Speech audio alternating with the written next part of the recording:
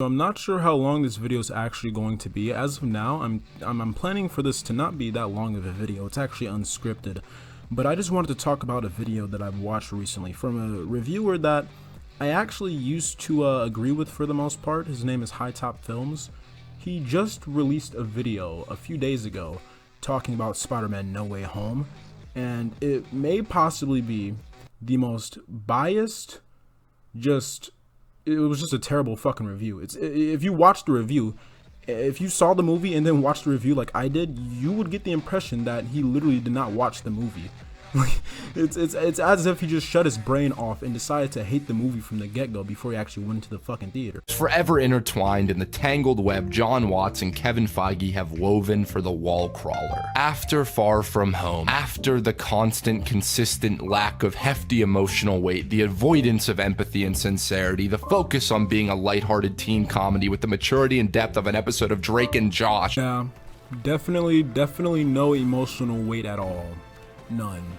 Just all laughs and giggles. Also, aren't a majority of the characters supposed to be like high schoolers? I think it being a teen comedy is much more appropriate than it being this dark, gloomy, depressing trilogy with people dying every 5 fucking seconds. In this review, he continues to fucking suck off Raimi like he usually does. What I'm saying is, taking characters crafted, conceived almost 20 years ago by a director at the height of his career, a director whose style, personality, heart, and soul is felt in every frame, every blink, every touch. Dark tech controlling Ock's arms, a lizard and an Electro who act very differently from what we once saw. I guess HiTop just rather see the same fucking characters on screen. I guess he just rather see the exact same characters. Why do something different? Why do something different? Just have all the characters be the same.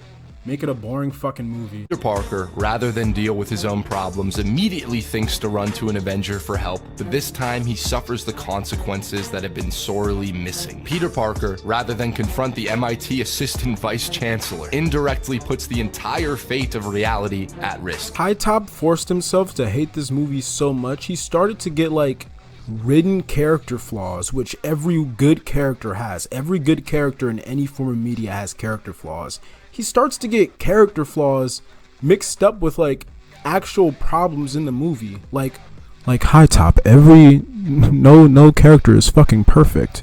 Characters make mistakes. Why do you keep forgetting that Spider-Man is a teenager? Peter Parker, rather than have his mission based in empathy, would rather get rid of these villains, these victims, as soon as possible so he can focus on what's really important, getting his girlfriend and best friend into college. Yep, HiTop is so right here, guys. Spider-Man had no empathy throughout the entire movie. He was completely apathetic, especially when, oh yeah, I forgot, the entire conflict of the movie was him trying to cure the villains and send them back home when he actually didn't have to, and he could have easily listened to Strange, but instead he fought Doctor Strange, one of the most powerful characters in the MCU, just to send people that he doesn't even know back home safely.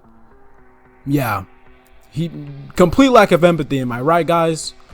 Holy shit, this review fucking sucks. It's as if the storytellers realized the absurdity of Peter Parker accidentally ordering a drone strike on a classmate, the redundancy of him constantly trying to stand on his own, but then regressing back into a mini Avenger, and decided to call the character out on that kind of behavior. It's as if the filmmakers realized that they needed a do-over with MCU Spider-Man, a softcore back-to-basics reboot. It's as if they realized that Spider-Man No Way Home could actually be the way to get Spider-Man back home. HiTop's biases really show when he keeps trying to push this narrative that No Way Home, like the directors were trying to fix issues, quote-unquote issues that were in the previous films, and he's speaking as if they didn't plan this trilogy out. Like, HiTop, they fucking planned Iron Man 1 all the way to Endgame. Do you not think that they were competent enough to plan out a Spider-Man movie, as a Spider-Man trilogy? Like, yeah, no shit, he relied on the Avengers within the first 2 movies. That was the entire point of this story, to show him becoming his own Spider-Man. He keeps talking as if this was some sort of mistake and they were trying to go back and fix it, like they did with the with the most recent Star Wars movies, where each film was reactionary. That is obviously not the case. It's called character development, HiTop. He became Spider-Man. Peter Parker in this trilogy finally became independent by the end of the film through guidance of the other Spider-Men. I thought that was obvious. I don't know why he keeps talking as if they're just trying to forget the other two movies. That's not what they're trying to do at all. It's very clearly just natural character development. I only wish the film didn't look like it was shot over a Zoom call or in Kevin Feige's basement. I get this was made during the time of a pandemic, but I found No Way Home to be 80% of the time hideously ugly with no tangible sense of space or reality. A lot of singles, characters, fantastic actors isolated in front of a green screen interacting with nothing. Anyone who watched the film knows that it's not as bad as he's trying to make it out to be. Some of the most beautiful shots in the fucking trilogy were in this movie. And while the CG was distracting at times, it was not as bad as he's making it out to be. I don't know how he saw that. Like, he literally just called No Way Home 80% of the time ugly. Like, that is so fucking hyperbolic. He talks about the actors and the CGI, and even though I personally am somebody who prefers practical effects and I believe that CG should be used sparingly and should only be used when it's absolutely necessary, when it's just straight up not possible to do some of the stuff you're trying to do in your film, while I do feel that way, I don't have an issue with the CG in the film, because for the most part it looks okay, even though there were some weird parts. And the actors interact with the CG just fine, so it doesn't take me out of the film. Even if I can't quite figure out what No Way Home is trying to say, not on a thematic level, but on this weird meta level. Are they saying, acknowledging that Tom was never really Spider-Man? They for sure fixed MCU Spider-Man, but the implications of that leave me kind of bewildered. The acknowledgement that his character thus far was broken. What the fuck are you even saying? What do you mean broken? His character wasn't broken. Like I said, it's called character development. It's called having flaws and then the character acknowledging those flaws and becoming a better person. Why is he saying, like, he keeps implying that the directors didn't know what the fuck they were doing? HiTop. This trilogy was planned. Why do you keep... Overall, while I do agree with HiTop on certain things like the treatment of Aunt May and MJ, I feel like HiTop's main issue and the reason why he's so fucking wrong about the movie is because of the fact that he cannot separate the Raimi trilogy from Spider-Man, and he keeps comparing MCU Spider-Man to Raimi's Spider-Man, and you can't do that because they're two completely different characters.